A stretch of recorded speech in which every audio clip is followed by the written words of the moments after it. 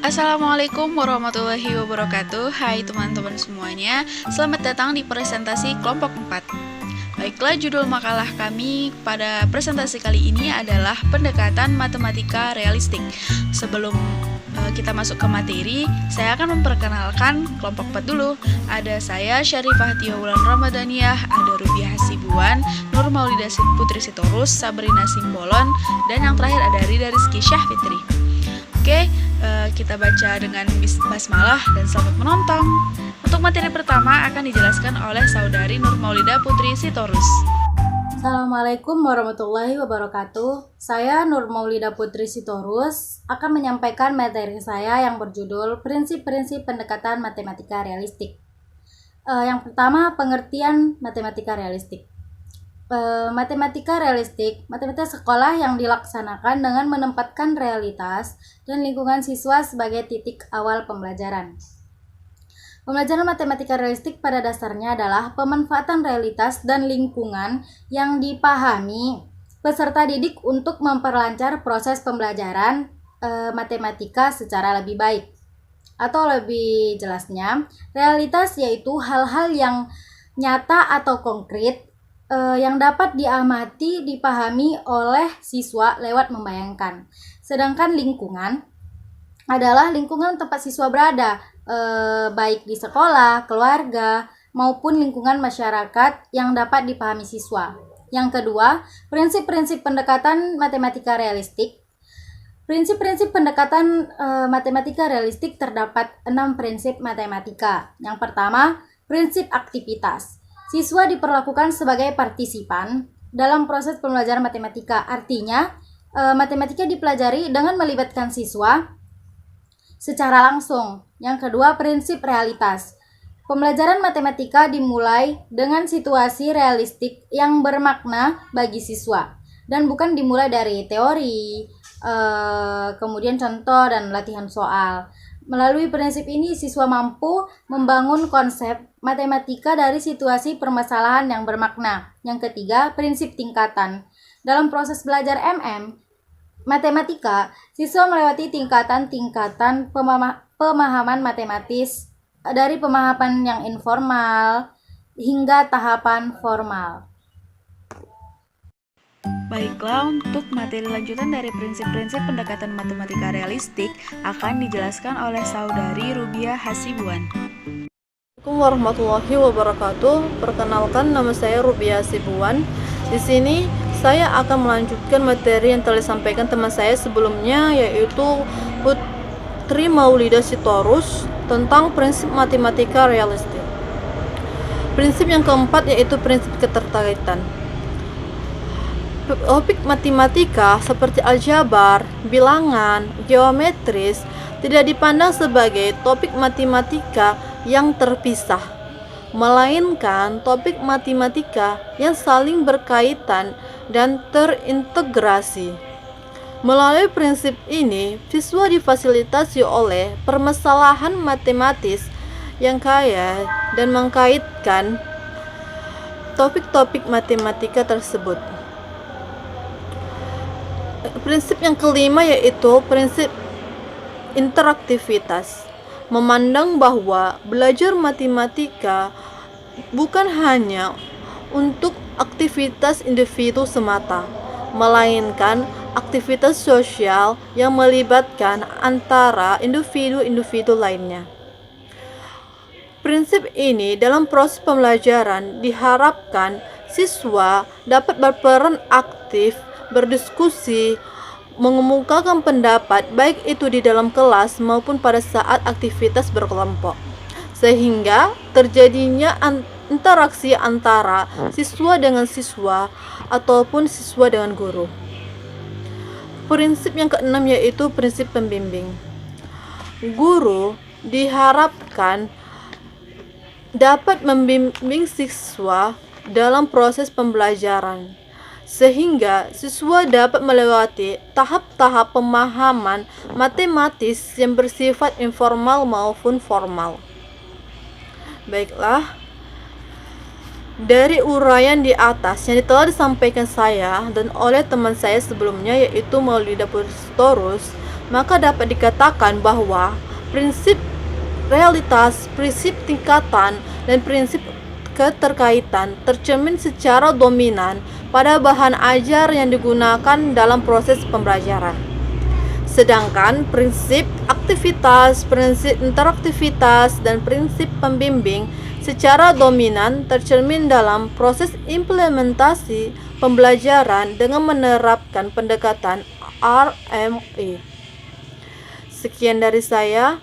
Apabila ada kata-kata saya yang salah, saya mohon maaf. Wabillahi taufiq hidayah. Wassalamualaikum warahmatullahi wabarakatuh.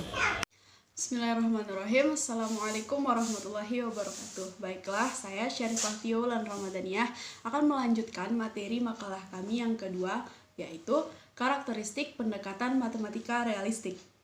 Sutarto Hadi mengungkapkan bahwa pendekatan matematika realistik memiliki karakter yang memungkinkan siswa dapat berkembang secara optimal, seperti kebebasan siswa untuk menyampaikan pendapatnya dan adanya masalah kontekstual yang mengaitkan antara konsep matematika dan kehidupan nyata. Karakteristik pendekatan RMI atau yang dikenal dengan pendekatan matematika realistik, sebagaimana telah dirumuskan oleh Travers, pendekatan RMI memiliki karakteristik sebagai berikut.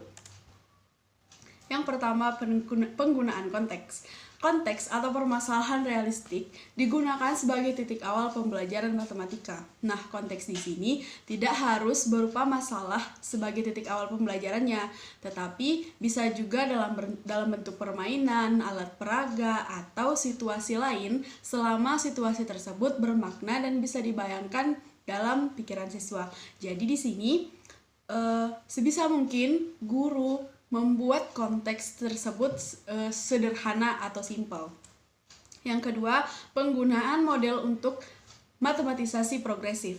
Kata model di sini juga tidak berujuk kepada alat peraga, tetapi model di sini merupakan alat vertikal dalam matematika yang tidak bisa dilepaskan dari proses matematis. Secara umum, ada dua model dalam RMI, yaitu model of dan model for. Ketiga, hasil konstruksi siswa. Siswa memiliki kebebasan untuk mengembangkan strategi pemecahan dalam suatu masalah, sehingga diharapkan akan diperoleh strategi yang bervariasi pula. Contohnya seperti dalam satu kelas terdapat 29 orang siswa. Nah, mereka diberikan sebuah masalah dan guru menuntun mereka untuk mengembangkan strategi mereka sendiri gitu. Jadi, pada hasil akhirnya akan terdapat 29 strategi pemecahan masalah untuk satu masalah gitu jadinya.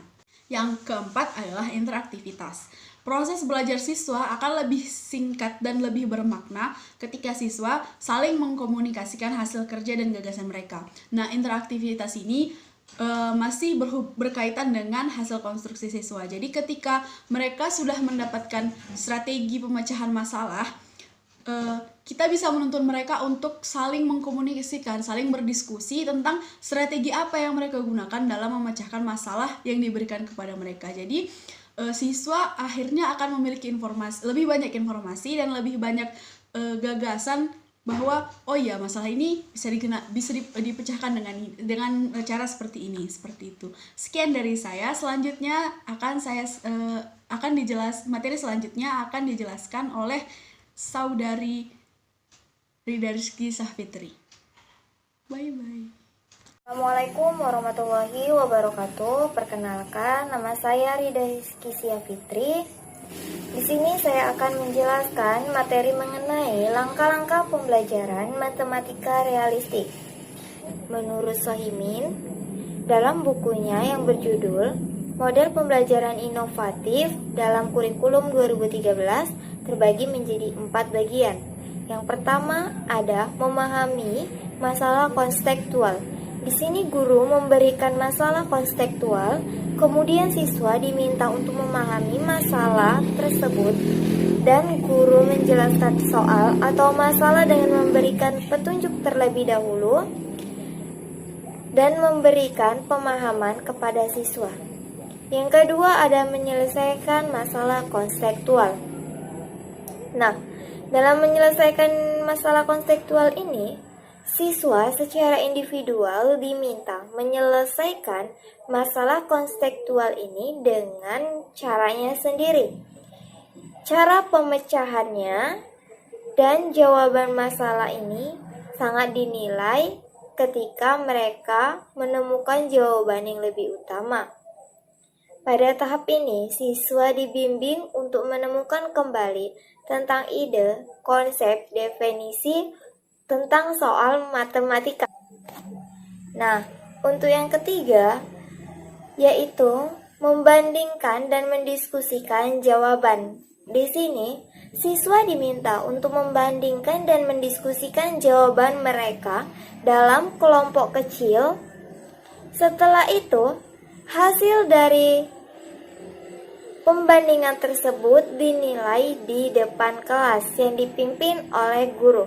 Pada tahap ini dapat digunakan oleh siswa untuk melatih cara mengemukakan pendapat. Yang keempat, menarik kesimpulan. Di sini berdasarkan hasil diskusi kelompok dan diskusi kelas yang dilakukan, guru mengarahkan siswa untuk menarik kesimpulan tentang masalah konseptual yang baru diselesaikan. Sekian penjelasan dari saya.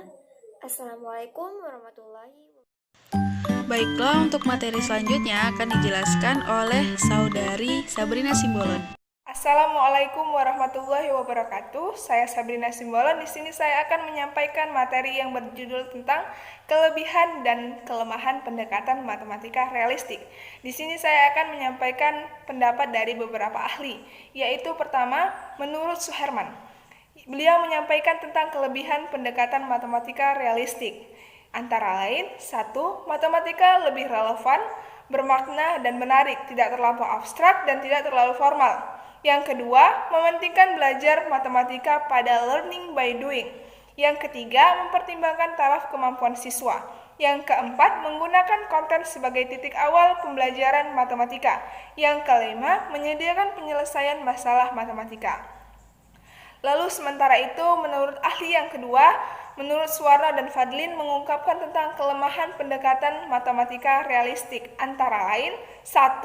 Upaya untuk melemahkan pendekatan realistik menimbulkan pandangan yang sangat dasar mengenai berbagai hal tentang guru, siswa, dan peranan masalah kontekstual yang tidak mudah dipraktikkan. Lalu yang kedua adalah upaya mendorong siswa agar bisa menemukan berbagai cara menyelesaikan soal juga merupakan hal yang tidak mudah dilakukan oleh seorang guru.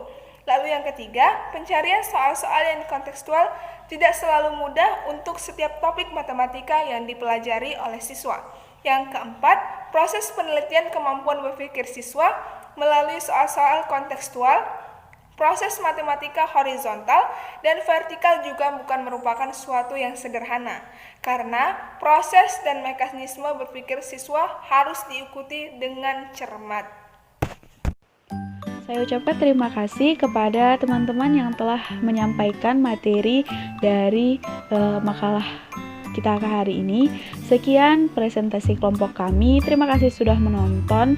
Semoga apa yang kami sampaikan dapat bermanfaat bagi teman-teman sekalian dan dapat juga diaplikasikan nanti saat kita sudah mengajar. And see you tahun depan guys. Assalamualaikum warahmatullahi wabarakatuh.